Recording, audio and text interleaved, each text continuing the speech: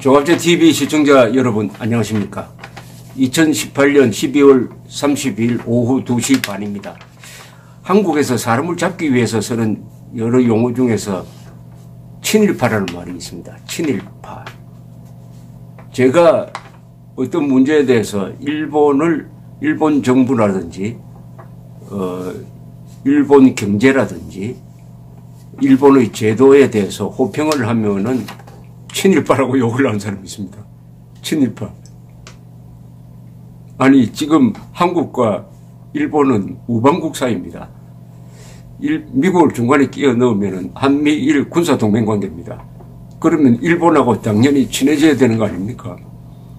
일본이 과거에 군국주의 침략의 그 나라가 아니잖아요. 자유민주주의 국가 아닙니까? 그러면 일본과 친해져야죠. 그런데도 친일파를 욕이라고 생각하는 사람이 많아요. 친일파는 두 가지가 있죠. 하나는 해방 전의 친일파, 해방 후의 친일파. 건국 후의 친일파는 좋은 겁니다. 아니, 친일파가 돼야 합니다. 우리 국민은 친일파가 돼야 합니다. 나라가 없을 때 친일파. 그것은 일제 앞잡이 노릇하면서 독립운동 탄압하던 그런 친일파는 안 되죠. 그러나 건국 이후의 친일파는 더구나 1965년 국교 수립 이후의 친일파는 그 정상입니다. 친미파 정상이죠. 동시에 김정은 정권이라 해야 되죠. 반북이라 해야 되죠. 반북한 정권. 반북, 친일, 친미가 우리의 살길입니다. 그런데 친일파라는 말을 가지고 여기저기 사람을 잡는 데 쓰고 있습니다. 이런 사고구조의 밑바탕에는 이른바 민족주의가 있습니다. 민족주의. 같은 민족끼리 뭉치자. 북한은 아무리 가난해도 같은 민족이다. 그래서 북한과 손잡고 일본과 대항하자. 북한과 손잡고 북한군과 손잡고 일본군에 대항하고 북한군과 한국 국군과 북한군이 손잡고 미군에 대항하자. 이런 망국적인 피하식별 기능이 완전히 마비된 이게 가짜 민족주의 선동에 넘어간 이런 사고구조가 놀랍게도 한국의 지식인층에 많이 확산되어 있습니다. 특히 언론이 가지고 있는 감정적 반일, 무조건적 반일. 이게 지나쳐가지고 일본을 적으로 돌린다. 북한은 주적이 아니고 일본은 적이다. 일본이 주적이다. 이렇게까지 간다면은 그 다음 단계는 한국의 공산화겠죠. 한국이 가장 빨리 망하는 것은 무조건적 반일을 하는 겁니다. 무조건적 반일. 그래서 무조건적 반일을 하면은 무슨 일이 일어날지 제가 하나씩 점검을 해보겠습니다. 무조건적 반일을 하면 한미동맹이 지탱될 수가 없습니다. 무조건적 반일을 하면은 일본과 동맹관계인 미국과 멀어진다는 이야기입니다. 무조건적 반일을 하면은 일본에 있는 유엔군 후방사령부가 한국에 도움이 되지 않습니다. 일본에는 주한 미군의 한 2배 되는 병력이 있습니다. 7개 미 해군기지, 공군기지에 막강한 칠함대를 포함해서 막강한 해군 공군력이 있어요. 만약 한국이 또 남침을 당하면은 이 막강한 병력이 한국에 바로 투입이 됩니다. 6.25 때도 그랬죠. 주일 미군이 와서 한국에 싸운 거 아닙니까? 선발대로. 그래서 우리의 든든한 후방기지는 일본에 있습니다. 일본에 있습니다. 그럼 무조건적 반일을 하면은 우리의 든든한 후방기지와 전련하는 게 되죠. 그러면 남침당하면은 우리가 일본의 도움을 받을 수도, 일본 기지의 도움을 받을 수도 없고 미국의 도움을 받을 수도 없습니다. 북한이 핵무장했으니까 자멸의 길이죠. 즉 무조건적 반일은 한미동맹 해체로 갑니다. 무조건적 반일이 더 나가서 일본을 적으로 돌려버리면 무슨 일이 일어나느냐. 해구산이 날아가 버립니다. 해구산. 지금 일본이 왜 핵개발하지 않느냐. 한국이 왜 핵개발하지 않느냐. 미국이 제공하는 해구산 덕분입니다. 한미동맹 해체되면 해구산 날아가 버려요. 해구산이 날아가 버린다. 그러면은 우리가 북한의 핵우산 밑으로 들어가는 거. 이것은 북한 주도의 공산 통일에 흡수당하는 거죠. 그래서 무조건적 반일은 망국으로 가는 길이다. 이렇게 정리를 할 수가 있습니다. 일본을 적으로 돌리면 또 그 다음에 무슨 일이 일어나느냐. 일본은 한국 주도의 통일을 돕지 않게 됩니다. 아니, 일본을 적으로 돌리는 한국을 도와주고 싶은 생각이 나겠습니까? 지금 아베 수상은 공개적으로 한반도가 자유민주주의 체제로 통일되는 것을 원한다라고 공언한 사람입니다. 바로 우리의 자유통일을 적극 지지하는 사람이 아베 수상입니다. 또 북한 인권 문제를, 북한의 핵 문제를 우리보다, 문재인 정부보다 더 열심히 국제사회에서 제기해주는 사람입니다. 대북 제재를 더 철저히 하라고 하는 사람입니다. 그런 일본을 무조건 반대하고 적으로 돌려버리면은 우리는 자유통일이 불가능해집니다. 왜냐? 한국이 일본을 적대시하는 순간 일본은 적극적으로 한국 주도의 통일을 막습니다. 물론 북한 주도의 통일도 막을 것입니다. 그럼 뭐냐? 선택이 분단 고착입니다. 일본의 대한 정책은 분단 고착 쪽으로 갈 겁니다. 일본은 휴전선 남쪽에 공산군이 들어오는 것은 바로 비수를 일본 열대에 들이대는 것이다 라고 생각하는 사람들입니다.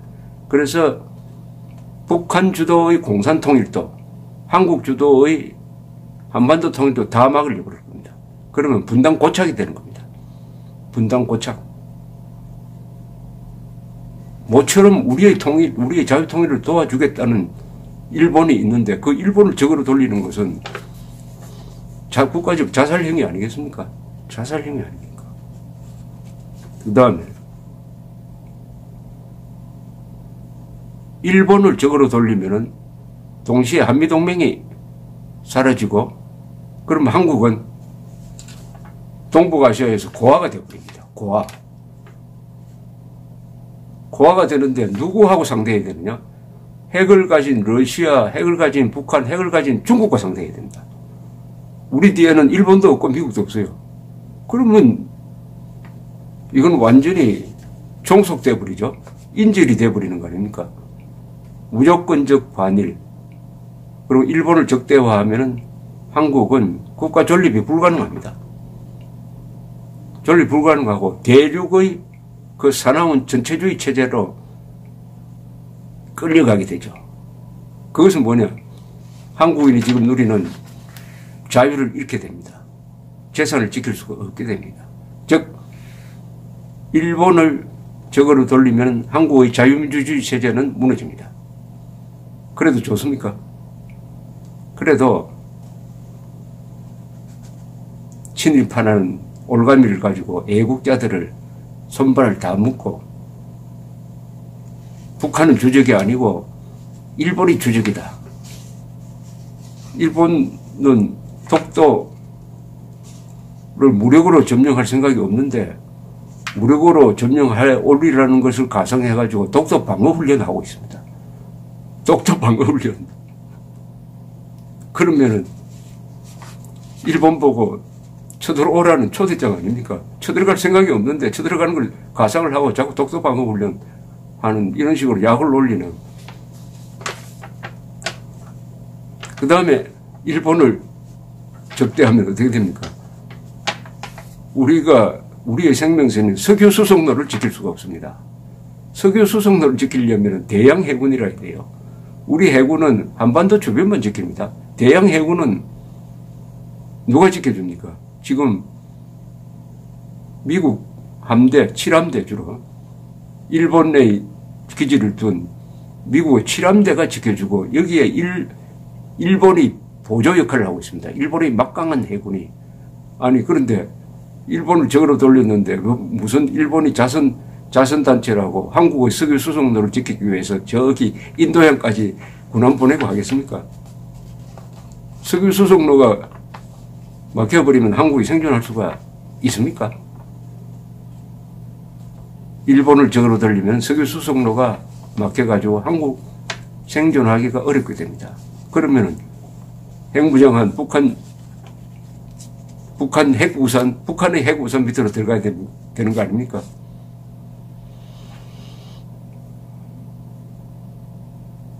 일본을 적대시한다는 것은 미국과 멀어진다는 것이고 해양 문화권과 멀어지는 것이고 대륙 문화권으로 회귀하는 겁니다. 대륙 문화권으로. 대륙 문화권으로 회귀한 그 결말은 조선조식으로 돌아가는 거죠. 북한식으로 가는 겁니다. 북한식. 한반도가 대륙 문화권에 속하면 어떻게 된다는 것을 잘 보여주고 있는 게 북한 노동당 정권입니다. 북한입니다. 바로 북한. 우리가 38선이 하나의 축복이었습니다. 왜냐하면 38선을 그었기 때문에 북쪽과는 전련이 되면서 한국은 사실상 섬이 되어버렸습니다. 1945년 이후에. 섬이 되니까 이제는 대륙은 포기하고 바다로 나가야 되겠다. 바다로 나가야 되겠다. 즉 무역을 해야 되겠다. 배를 많이 만들어야 되겠다. 해외에 나가서 장사해야 되겠다. 수출해야 되겠다. 이렇게 해서 해양국가가 된 겁니다. 그래서 이렇게 성공한 것입니다. 그런데 일본과 멀어짐으로써 미국과 멀어지면 우리는 다시 대륙으로 붙게 되어버리죠. 그 대륙에 무슨 아름다운 게 우리를 기다리고 있습니까? 중국이 경제 대국이지만 중국에 인권이 있습니까? 법치가 있습니까? 자유가 있습니까? 러시아에 있습니까? 북한에 있습니까? 그 길로 가려면 제일 빨리 하는 방법이 일본을 적으로 돌리는 겁니다. 그래서 일본을 적으로 돌리면 대한민국은 적화되거나 자유를 잃게 되는 것이죠. 우리 역사, 삼국 통일을 잘 들여다봐야 됩니다. 삼국 통일할 때 신라가 주도로 했을 때 당나라 세력과 손잡고 백제 고구려를 멸망시킬 때 당시에 왜는 신라와 적대 관계였습니다. 왜는 백제와 거의 동맹국이었습니다. 그래서 백제가 망한 660년 그 이후 3년 뒤 663년에 당시 왜는 총력을 다해가지고 400척의 배를 지었습니다. 지금 후쿠오카에서. 그래서 3만 명의 병력을 태우고 백제 부흥운동을 돕기 위해서 대함대를 파병합니다. 그래서 서해 장항 근방에서 신라 당나라 연합군과 백제 부흥군 플러스 외와 결전을 합니다. 이것을 백총강의 해전이라고 합니다. 여기서 일본 외의 해군이 전멸합니다. 그걸 계기로 해가지고 일본은 한반도에 대한 욕심을 포기합니다. 일본이라도 잘 만들자. 그래서 일본 고대국가 건설에 나아가는 것입니다. 그런데 신라가 나중에는 당과 결전을 하게 됩니다. 당나라와. 신라의 위대성은 당의 도움을 받아서 백제 고구려 멸망시킨 다음에 당이 신라까지 먹으려고 하니까 그 당과 세계 최대 강국인 당과 7년 동안 결전을 합니다. 이때는 신라가 일본과 친해집니다. 바로 몇 년 전까지 적이었던 일본과 다시 친해져요. 일본도 그걸 원해요. 그래서 그 뒤 한 30년 동안 일본과 신라가 친해집니다. 왜냐? 일본은 혹시 신라가 당과 손잡고 일본에 쳐들어올까 싶어서 걱정을 했는데 신라가 당과 싸우니까 신라를 밀어야 되겠다. 신라는 당과 싸우려면은 후방이 든든해야 된다. 후방에 우리가 당과 싸우는데 뒤에서 일본이 쳐들어오면 큰일 난다. 그러니까 일본과 친해야 된다. 이게 바로 신라 통일 외교의 아주 현명한 선택이죠. 그때 국익에 최선을 다하는. 그걸 통해서 일본 사람들의 안보관념이 이렇게 생겼습니다. 한반도는 일본을 겨누는 비수다. 비수다. 현해탄을 사이에 두고 부산이 바로 코앞에 있다. 한반도의 남쪽이 적대 세력 손에 들어가면은 일본이 위험하게 된다. 이런 생각이 물에 딱 박혀 있습니다. 그래서 한반도의 남쪽을 지키는 한국을 지금 열심히 밀어주고 있는 겁니다. 과거의 신라를, 당과 싸우는 신라를 밀어주었듯이. 이런 역사적 맥락 속에서 우리는 지금 누굴 적으로 돌립니까? 북한 노무강 정권이 주적이 아니면 누가 적입니까? 북한 노무강 정권이 주적이 아니면 일본이 적이란 말입니까? 일본을 적대시하는 순간 대한민국은 망국으로 간다는 이 분명한 역사적 그리고 지정학적 조건을 직시해야 합니다. 허영심을 부릴 때가 아닙니다. 감사합니다.